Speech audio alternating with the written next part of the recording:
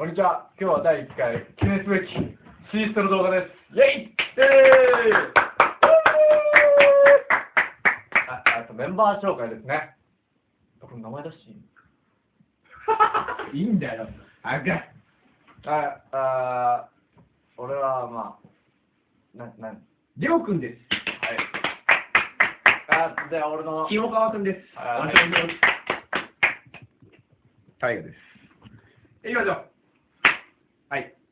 今日は、まあ、いろんな人を応援したいということでね、まあ、俺っちの中で考えたのが、まあ、こう風船に、その、メッセージ、格言みたいなのを書いて、で、なんか風船と、あとなんか、花の種を飛ばして、みんなをなんか、応援して、みんなで頑張っていきましょうみたいなのを、まあ、やっていきたくて、で今日、この動画を撮ることにしました。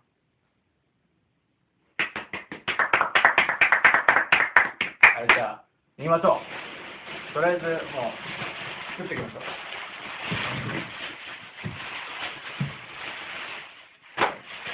どうやって作るの？とりあえず、作り方知らないんだけど。全くわからない。作りましょう。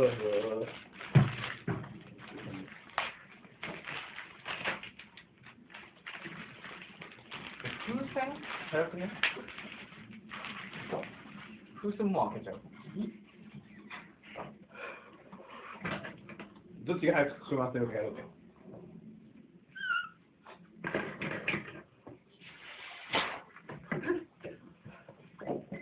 作って。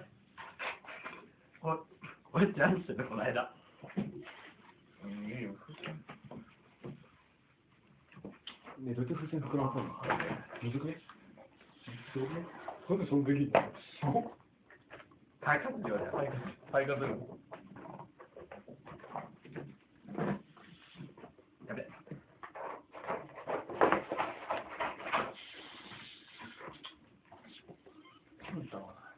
全然切れないんですよ。やべ、これ以上膨らまなくなってる。してよね。